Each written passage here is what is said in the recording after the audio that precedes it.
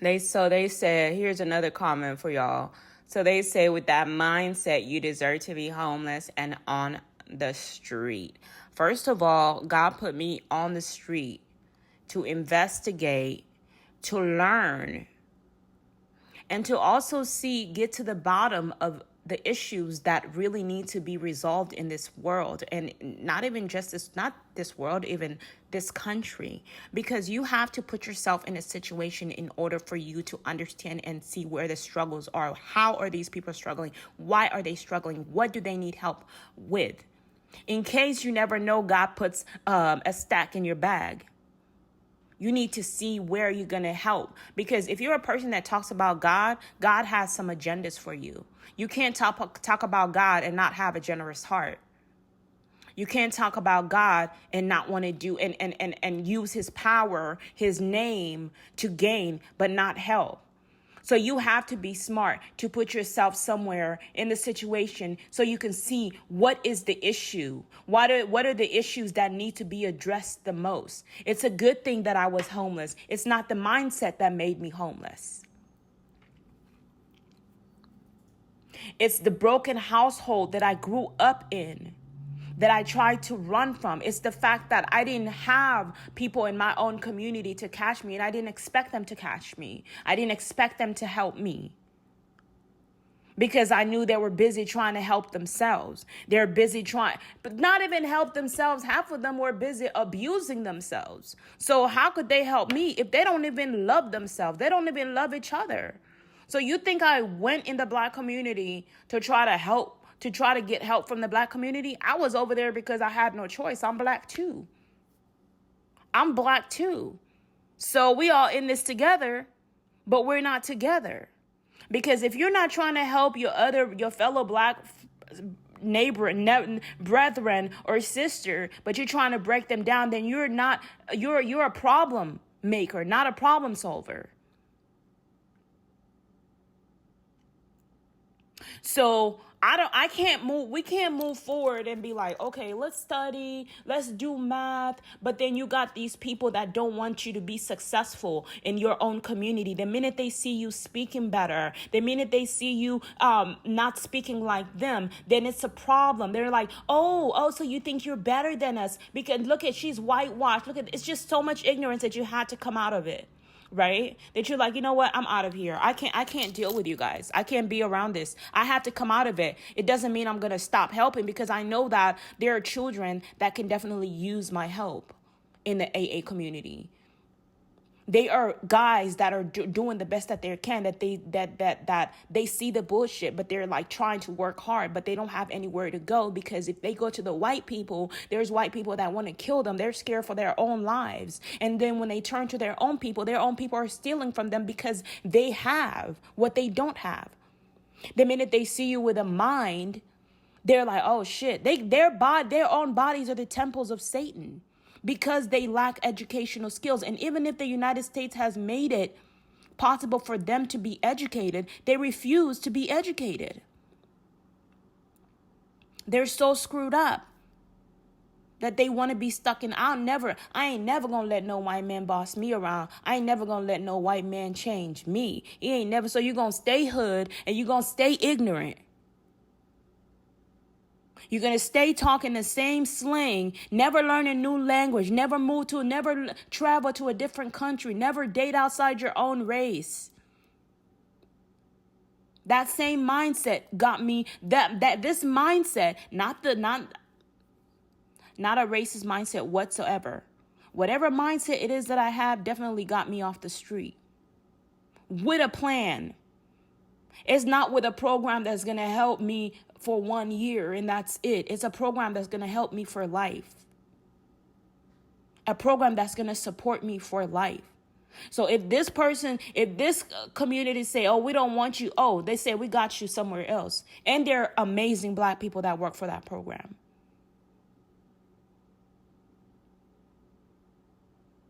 That are willing to be patient, that have invested their time to be caseworkers instead of being drug dealers and wasting time.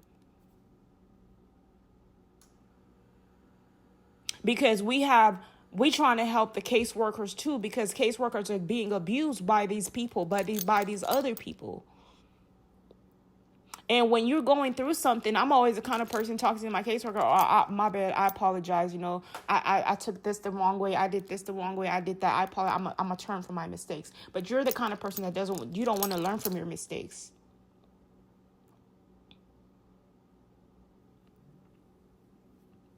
You don't want to learn from your mistakes. You don't want to understand. You don't want to hear somebody out. You've lived in the Black community, but you don't understand why this woman is talking the way that she's talking. When I heard that girl on Dr. Phil say, man, screw, he was like, black people, they got big noses. They, blah, blah, blah. They're ignorant. They're this and that. I could understand where she was coming from to an extent, but I would never talk about a Black person's big nose. My nose is just as big. I don't really like having a big nose. But I don't care, because as long as I can breathe. If I can breathe, I'm good. I will never change my nose to try to look prettier. Because the minute I lost my oxygen and still alive, the minute I knew that, hey, you cannot, don't you ever, when I give you this money, don't you ever touch your face. Don't you ever touch your butt. Don't you ever touch your breast, because you do not know what you're doing with your body. This body is the temple of the Lord, and nobody's about to tamper with the temple of the Lord's. You can't even trust half of these people as a Black person, especially when you know there's so many racist people out there. You can't even trust them with your body to try to tell them you want to get bigger boobs you don't know what they're going to do to you. You don't know if they're secret racist people, but you can't even discern. When I hear another Black person talk bad about Black people, I can understand. I could understand, because I've been in the hood. I could understand, because every time you go out, they want to talk about your buckshots and nappy hair instead of solving the problem, instead of helping you, passing you a brush. They want to make fun of you. Pass her the fucking brush. Don't be just a talker talking shit, but don't want to help. So I will understand if a Black person came and said, nah, I'm done. Because I was there too. Some stuff makes you want to give up.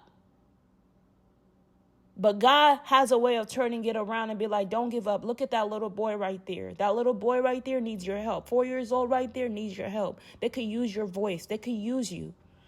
They could use your help. Don't screw those idiots. Your daughter can use your help. Your son can use your help, because the enemy knows how to use those empty heads, because they have nothing else in their head. When you don't have anything else in the head, the enemy uses that as a platform, opportunity to play in your head, because you're not using it the right way. You're not educating yourself. You have nothing in your brain. So the enemy is like, well, he's going to sit in your head. He's not going to sit in mine. Because every day I'm reading the Bible when I can. Every day I'm allowing God to speak and whisper in my ear. I'm not allowing ignorant people to whisper in my ear. I could read it, but I'm going to just clap back by what I'm reading. I appreciate your honesty, because now I got more things to talk about. And the only reason I would grab this, because it's not even just like a cursed word, or it's something that, you can actually, transform into something. You can talk about this, because there's a lot of people that are going to talk about this. Guess what? We're not homeless anymore. Guess what? What I was going through, and I went through it for a reason. And now that I'm out of it, I'm better to talk back and to help the best way that I can. So with that being said, back to the so-called best friend from the last story that I was talking about, where the girl was like, you didn't have any power, etc., etc. Power is rising above the worst situations in your life and conquering them. Power is not having billions of dollars in your pocket. Eventually you'll get it if it's God's will for you to get it. But power is winning each moment, each day, and being the survivor that you were born to be, according to God's will. Now, power is being a healer. After rising above all your most worst situations, choosing to help versus than to hurt, choosing to heal versus than to break, to put together versus than to break, whatever. So moving forward, so my so-called best friend, you know, they have a way of trying to make you think that you're the crazy one, but really you're the smart one because you don't choose to be a criminal because you see other criminals, because you see everybody around you doing it doesn't mean you should do it too. Maybe you're the one that's supposed to do better and change them for the better. So she grabs him. So he calls me back. This is the continuation of the last video. So she calls me and she tells me, he calls me. He wants more from me. And he didn't necessarily said he wanted to sleep with me, but the way he asked her husband, the way he asked, they were still married at the time. The way he asked, he's like, he says, I want to try you out, meaning I want to have sex with you. I want to see how that body, that pussy feels. Right? I'm sitting like, man, nah. You know, I was flattered, but in my heart, I was like, I couldn't do it. I was like, I ignored it. Really, I was burning inside, but I ignored it. I was like, nah, I don't know what that energy came from, but I feel like it came from him, his strong meditation on me. Y'all don't know what telepathic powers are real. Energy is real. And a lot of times people will send off energy and make it as if it's yours, or maybe something could have been there and that energy bought it out. But I don't think anything was there, because if I go home and I'm not thinking of you, then I don't think there's anything there. Right? Because if there's something there, if I feel something for someone, I'm going to go home and meditate on them. I'm going to go home and think of them. I'm going to go home and masturbate. I'm going to go home and do whatever I feel just to release that energy, right? To match it. And so all of a sudden,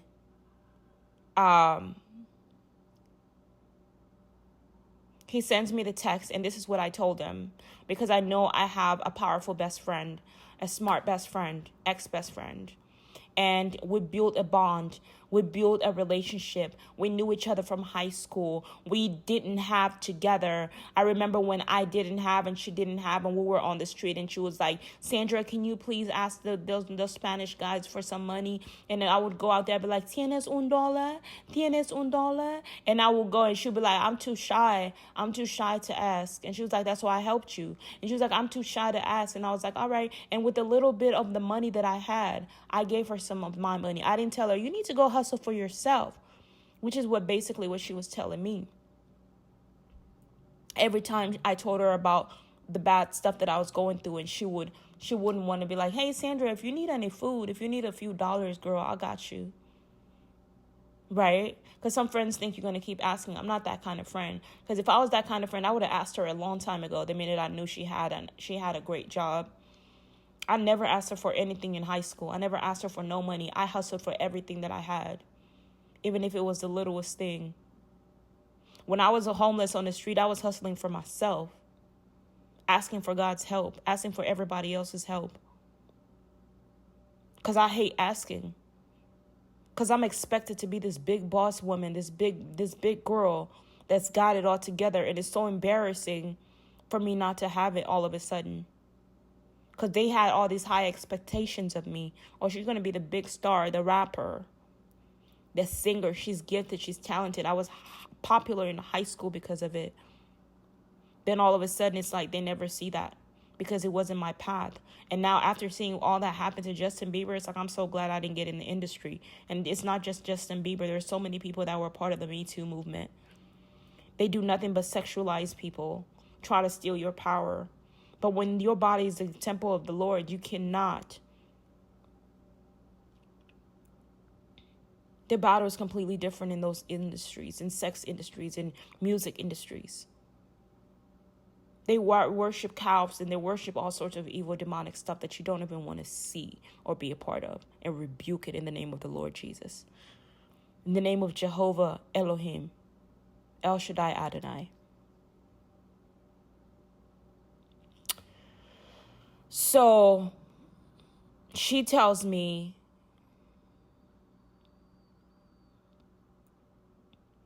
she literally tells me, you know what? She served a lot of purposes. She saved me in a lot of ways. And so for that, I'm grateful. But you can't blame me for asking for more, because I knew I was the kind of person that would give more if I had more. If I gave her half of what I had, the little that I had, I gave her half. Without a savings account, with nothing, I gave a lot more than she has ever given me. Because I was risking being hungry later, sharing with her, not knowing what I was going to have in my pocket.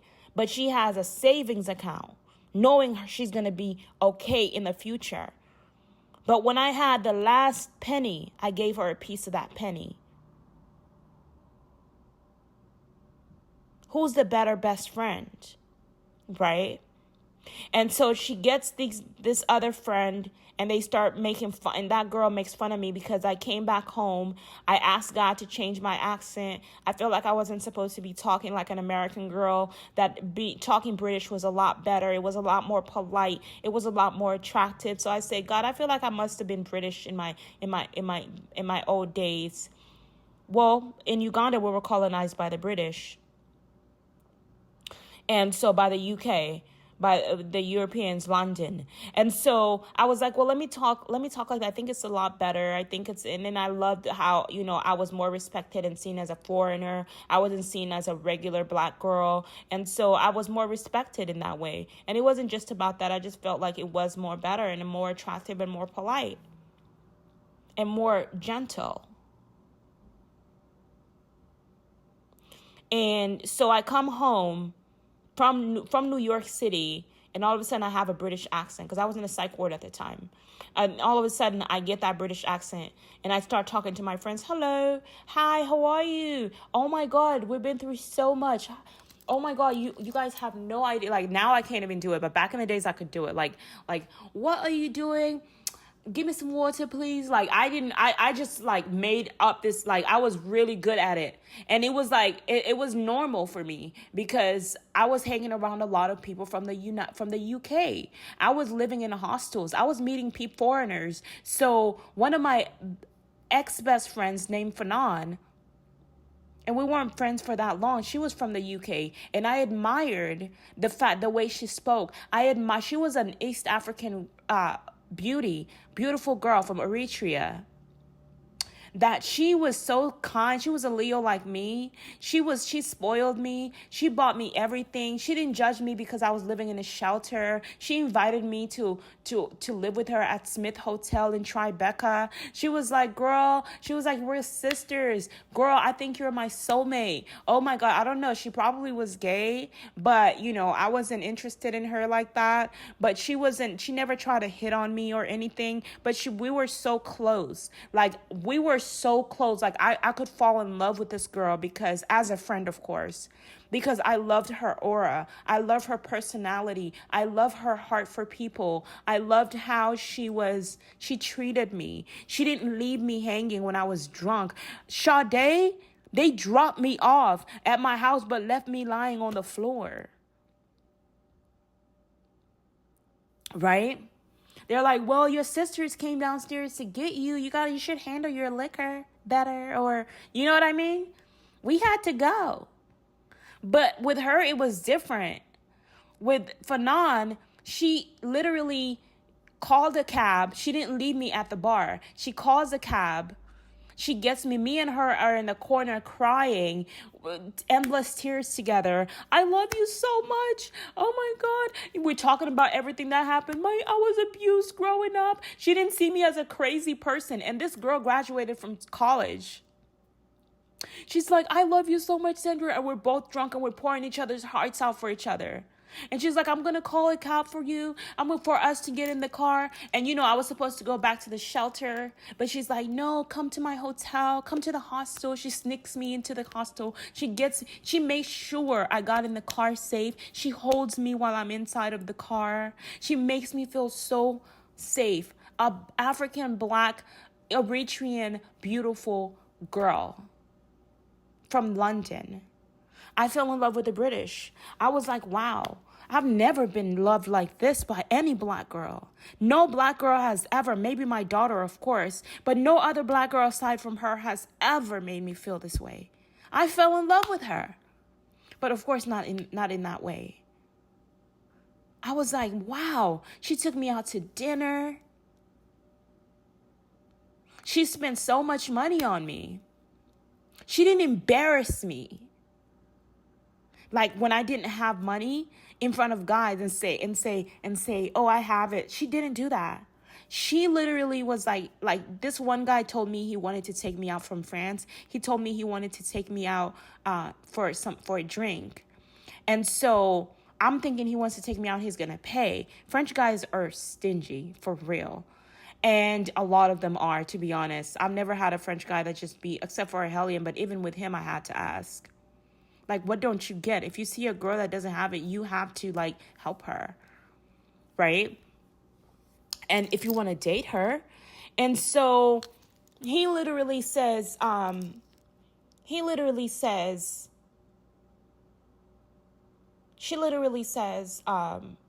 did you say? She was like, she literally helps me out.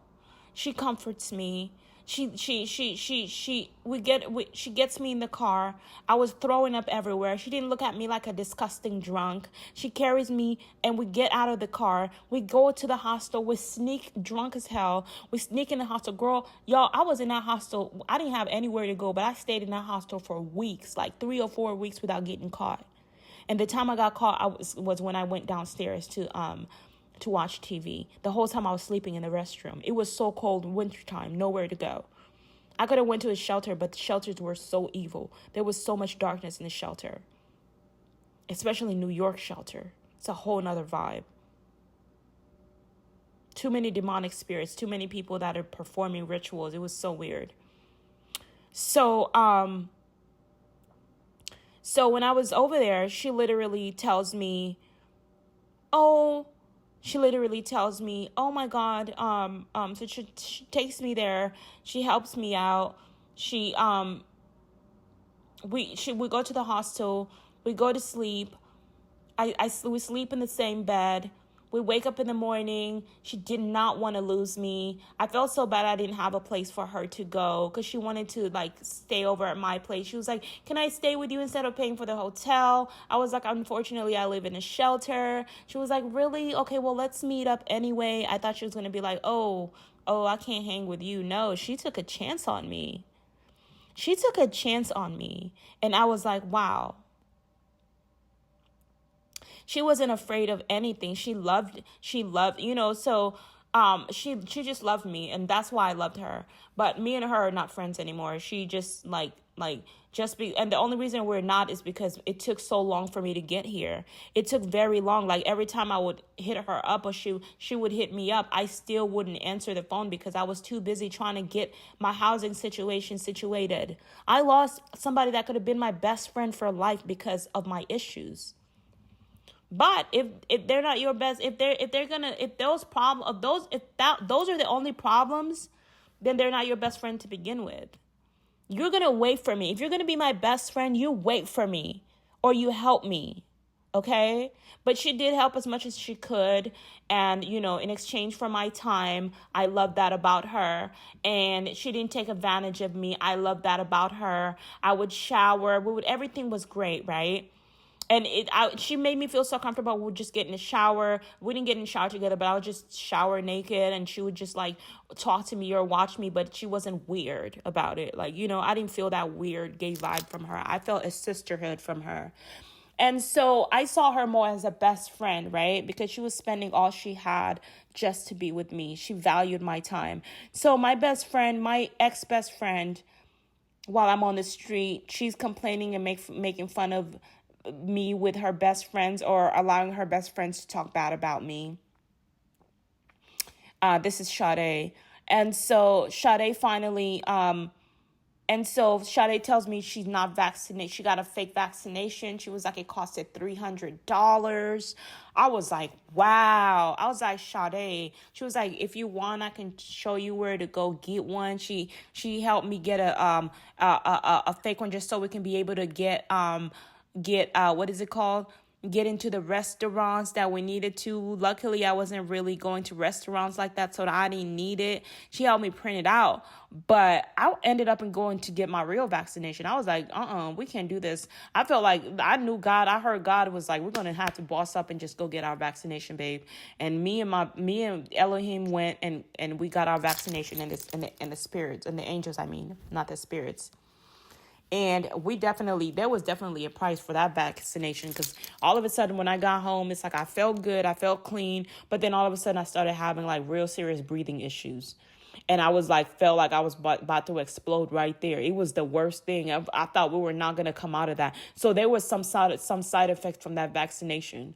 So I get why she didn't get it. But at the same time, for me, I wasn't in the mental state to be like, to think the way I'm thinking now. At the time I was thinking, and even if, at the time I was thinking like, yo, how are you a doctor and you're not going to go get vaccinated, but people are dying like flies because of COVID-19? What if you got it and you start spreading it to people and killing so many people, but you're telling them that you're healing them? Me and you cannot be friends. And then before she got into her car accident, she's walking around because for whatever reason she got it from her. She says she got it from her married from her mother-in-law, father-in-law. She got the sign, the handicap sign, so she could be able to park in a handicap space. Before she actually got hit by a car and literally messed her knee up, she went and got faked her disability so she can have a parking space.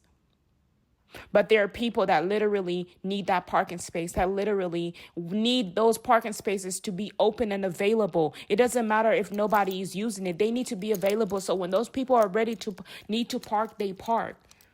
So I just looked at her like, me and you cannot be friends. You are doing all this fraud ass shit that you're going to get me. You're going to you're probably going to get me caught up in some bullshit that I can't afford. Especially if I'm a foreigner myself. I'm not even a citizen yet. And even if I was a citizen, I can't afford to be on your side versus the USA side. Even if we know a lot of them are doing whatever crimes are. I don't know. I don't believe that they've done theirs and now they've come clean. That's none of my business. All I'm saying is I'm not going to sit here and do the same things that you're doing and allow you to screw my name up. She said, I'm trying to get you some money, but I haven't seen any money in my fucking pocket yet. But you're trying to get me to mess up my name and do some fraud ass shit. They do that to foreigners all the time. You have to think. That's why my ex-birth mother always say, don't hang around these black people from America. Because all they do is schemes and crimes. A lot of them these jobs, they just keep taking advantage. That's why they're not trusting you. Don't think, once you get information, they stole this. That doesn't mean it's okay for you to steal.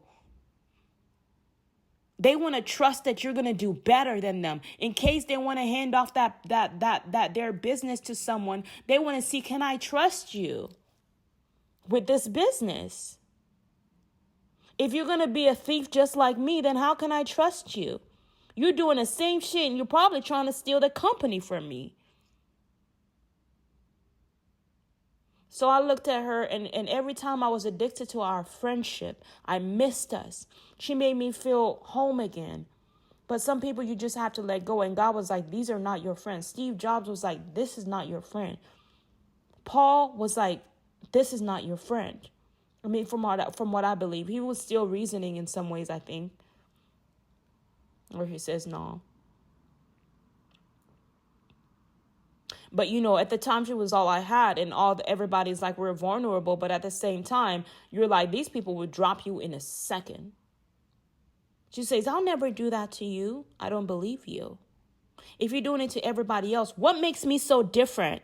If you couldn't get me off the street, What makes me so special that you wouldn't brush me under the rug the minute you had a chance or if your life was on the line? So I was like, nah. I prayed. Every time my heart will feel off. To be continued, guys. We'll talk more about this later. God bless.